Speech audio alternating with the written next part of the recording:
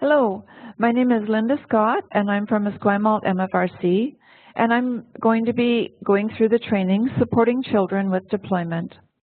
The virtual training provides an overview of a new Road to Medal Readiness workshop, Phase 3, Supporting Children with Deployment.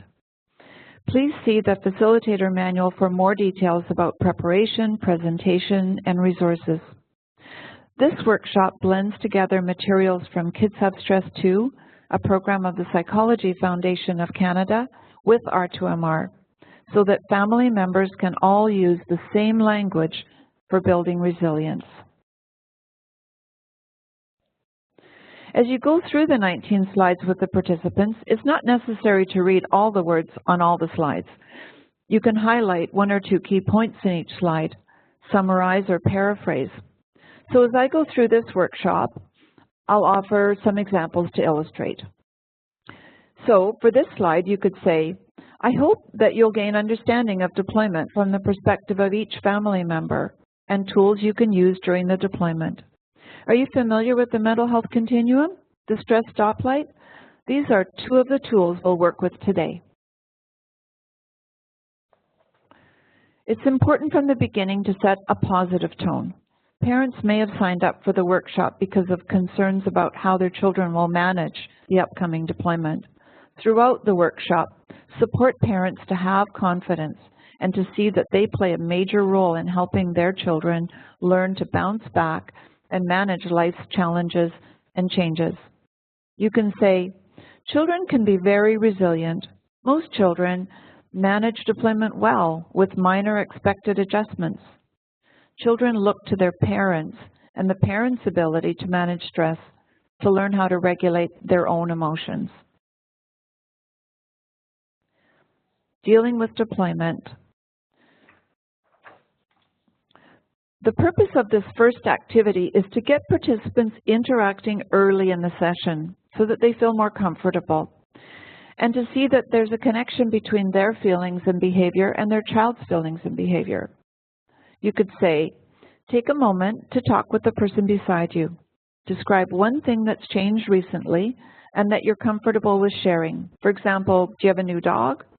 Have you started a new activity like yoga? How did you feel about that change? Ask for a few examples and help participants focus in on this topic. Now create small groups based on the children's ages. You can help people self-organize into infants, preschoolers, school age. This also helps you to see who's here tonight, who's attending your workshop. Ask each group to talk about the changes or challenges they anticipate for themselves and their children with the deployment. Keep the group focused on listing the challenges. We're going to look at the solutions later. They could add some of their children's strengths to build on. When you bring the group back together, ask each small group to share some of their discussion. And as you do this, keep in mind the child at the center, the parent, and the community. So draw a circle on the whiteboard with the child at the center, and then a circle around it for the parents, and then a circle for the community. As you draw the circles and you're going through the challenges, put dots on the outside of the circle for each of these challenges. For example, arranging childcare, getting your child to soccer practice. These are all typical challenges that parents may be experiencing. The cycle of deployment slide helps participants gain awareness of their own emotions and that of the other parent and the children, because it talks about all three, how each influences the other and how they can support one another. Provide participants with a handout for slide number 5, the parenting cycle of deployment, and review the phase 1, preparing for deployment, and ask, do some of these emotions reflect your experience at this phase? And at this point, you could mention comments that came up in the first activity as examples. Your child needs. Help parents to know that they will continue to create a safe and loving environment, but they might need to be more intentional in ensuring that their needs and their child's needs are met. So offer a few examples. Take care of yourself and your child by including daily physical activities. For example, a family walk, a game of tag, dancing to your favorite tunes. Stick to routines to help your child feel secure. As time goes on and you and your child are more comfortable, you can create new family routines together. And get the support you need to provide unconditional love, even on the tough days. The mental health continuum. In this slide, you explain the mental health continuum model. So check first to see whether people are familiar with it. Hand out a small fold-out copy of R2MR and then say that you're going to apply it to parents and children. Parents know what reactions in their child are typical for their child's age and temperament. Is your child outgoing, or is your child shy and reserved?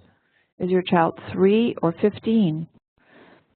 To learn to manage stress, we need to be able to recognize the feelings and behavior that we have when we're stressed. They are cues that we need to change what we're doing. And they're interactive. The parent's feelings will affect the child and vice versa. So the child might have intense, frequent tantrums that are out of the ordinary for this child. Angry outbursts, crying. And the parent may find that instead of being patient with this process and recognizing that their child's too, they become impatient and easily upset. Break the participants into the groups again and ask, what does it look like for your child and for you when you're in each of these phases of the continuum? Use the flip charts to create lists and refer to the list generated by the group and relate these to describing the challenges during deployment. In the debrief, look for these kinds of descriptors and help to place them along the range. So you can, at this point, you could take, if you have a big, long whiteboard, you could take, colored pens and just make a mental health continuum. Or some people even make it, they get everybody up out of their chairs and they make one on the floor. You get everyone standing along the mental health continuum using examples. So, people may be sensitive to this particular section of the workshop. So, be sensitive in working with them if they're feeling more towards the orange or yellow zone themselves. But this exercise helps to normalize emotions and behavior experienced during deployment. And it also provides guidance of when to get help.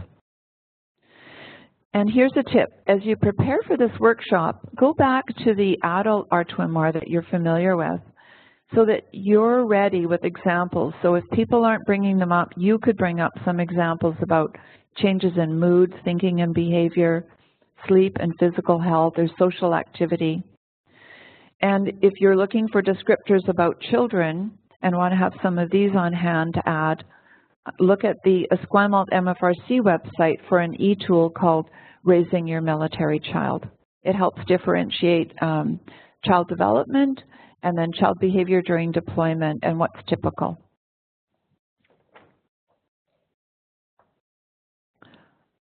The stress stoplight. The stress stoplight is from Kids Have Stress Too, and it's a child-friendly tool that parents can use because the colors correspond to the mental health continuum. But for children, they can look at the red light means stop, and it makes it more familiar for them. So you can create a stoplight and bring it with you to show parents how easy it is to make one at home. You could even bring along some construction paper or some ready-made, circles in yellow and red and green, and parents can make their own that night, or put it together, or they can put it together at home with their children. Parents use the stress stoplight in a similar way as the continuum to show children and help them recognize how they're feeling in relation to a color. In this way, the whole family can use similar language to describe their feelings. I'm feeling green today. Things are pretty good. Or I'm feeling red. I need to change something to feel better. If you're in the yellow light, use your tools.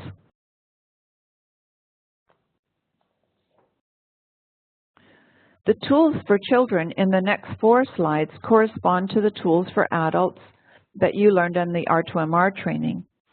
And this helps families all use similar tools.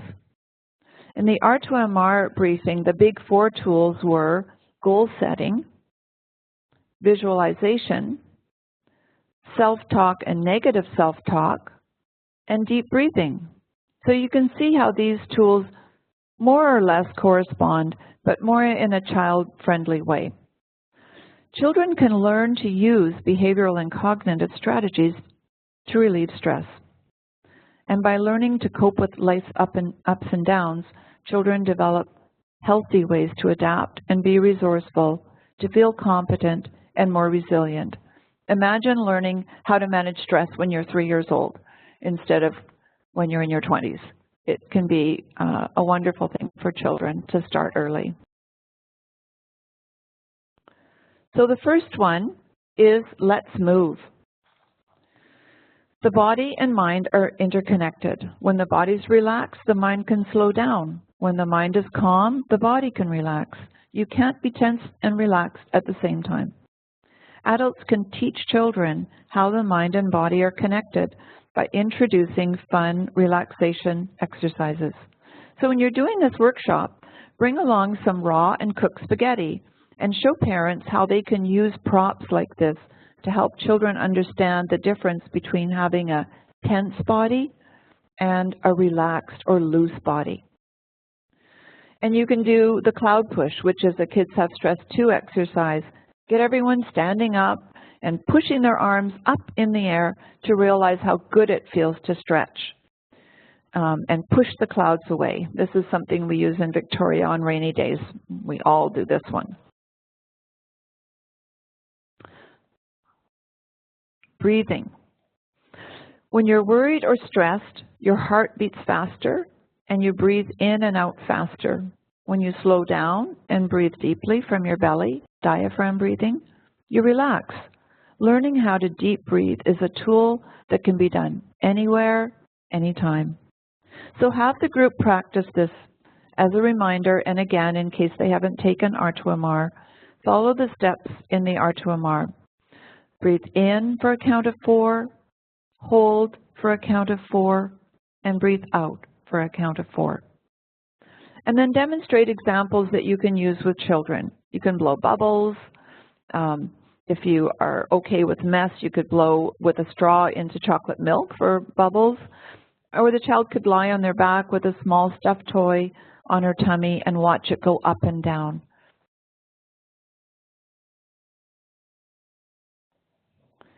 Positive self-talk. The way we interpret a situation is affected by what we think and the way we talk to ourselves about it. Positive self-talk is when we learn to talk nicely to ourselves. Positive self-talk reduces stress by helping us to stay calm and affirm what we are capable of doing. This is hard, but I can do it. Parents can teach their children how to use their positive voice. One of the most important ways to shape how children speak to themselves is to be a role model by verbalizing your own positive self-talk. So help parents see, give some examples so that parents can see, you know, when a parent is saying something like, I can't handle this, they're modeling that negative self-talk. Imagination is another skill that helps children relax their minds and bodies. Ask children to imagine a place where they feel calm and happy and peaceful. It can be a real place or an imaginary place. Children can draw or write about their special place and help them use their imaginations or encourage their imaginations with this. I mean, you know, they can think about what does it smell like? What does it look like? What do they hear? Do they hear the sound of the waves? You know, what is it that feels good? Is the air warm? Using your imagination can help when you're in a situation that you can't change. You can encourage children to imagine their happy place. For example, if they need to replace the images of a scary dream, if they wake up in the night with a scary dream, you can help them take a deep breath and think of a happy place to help change that image. How to problem solve. Learning to solve problems helps children make choices about how to deal with things that bother or upset them. Solving problems reduces stress and contributes to developing the ability to self-regulate. A key point is to encourage parents to be the coach in helping children learn the steps to problem solving rather than solving it for them. This takes time and a lot of patience. Try it out at a time when the parent and child are calm and able to talk. Children can be encouraged to use their imaginations, again, to come up with ideas, and parents can model this creativity. You can demonstrate a scenario so parents learn how to use this tool with younger children. For example, bring along a garden glove with a bumblebee sticker on each fingertip. Step 1, what's the problem? Oh, this tiny little bumblebee's upset. What's wrong? Is she tired? Is she hungry? Step 2, how big a problem is it? It feels like a big problem. The little bee's tummy is grumbling. Step 3, what could you do? Generate several ideas. The little bee could find a flower, but the rose bush is too prickly. She could go to the hummingbird feeder, but it's too high up. Maybe she could go to a daisy. Step 4, what would you like to try doing? The little bee wants to go to the daisy. Step 5, sometime later, how well did the solution work? The little bee feels much better. So you can show parents, by bringing in props, ways that they can do these activities at home. And again, bring some stickers in or something like that to help parents get started. They may already have a glove at home that they could use.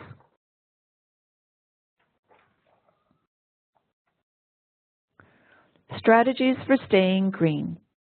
This activity is a key part of this workshop. It helps to show how family members affect each other when they're in the green or the yellow, bringing together the images of the mental health continuum and the stress stoplight. Give an example as you show how the green of the stoplight intersects with the green on the mental health continuum. You might know that you're both in the green when you're sitting and happily sharing stories about your day at dinner time. Just a simple example of that. This activity can help to normalize typical feelings that parents and children might have when they're in the yellow, support healthy strategies, and reinforce strategies that come out of the group process. So the first part of the activity, you hand out a handout that comes with the workshop, and this provides individual self-reflection. So give people a few minutes to just think about it themselves. What are their own strategies? And they may have picked some up already in the workshop, or they may have some that they're used to using at home that they feel comfortable with. And then they can put that aside and you can have a small group discussion. And that's a positive way for people to connect with each other again and get practical tips. Again, when they're finished, you can gather these tips, debrief with them, and put these up on the wall because they can see how much they learn from each other. And that's a real strength, especially with a long deployment. If you have a 6 or 8 month deployment coming up and you see, the people in your community can be the ones that can help you learn different ways if this is your first deployment. Supports during deployment. As you go through the next 4 slides, refer to the tips generated by parents to help them see they have a lot of ideas.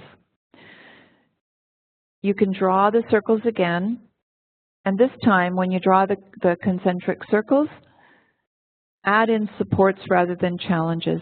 So you put the child at the center, surrounded by the parent, and then surrounded by support. And as you're putting these dots on, you're showing all the supports that people have. You can suggest if parents want to take a minute and write down some of the ideas on their handout, that might be helpful for them as a take-home. And you could also hand out something like the Parenting from Afar booklet, which is available through Esquimalt MFRC.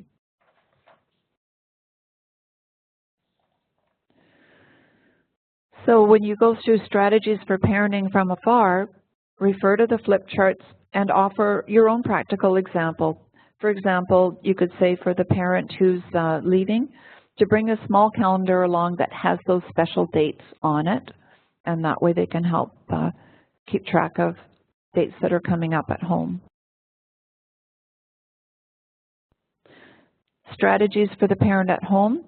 Again, point to some of the ideas that the group generated and emphasize how much support the parent at home can gather from the community. And you could also point to the diagram of the 3 circles again with all the supports.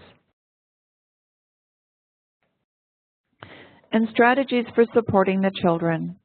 As you go through the points for supporting children, offer a few brief examples that the group has brought up throughout the workshop or that you may want to add. For example, you could say, help young children develop emotional literacy by identifying their feelings. Use words like disappointed or enthusiastic. If they can learn dinosaur names, they can learn a wider vocabulary for feelings as well.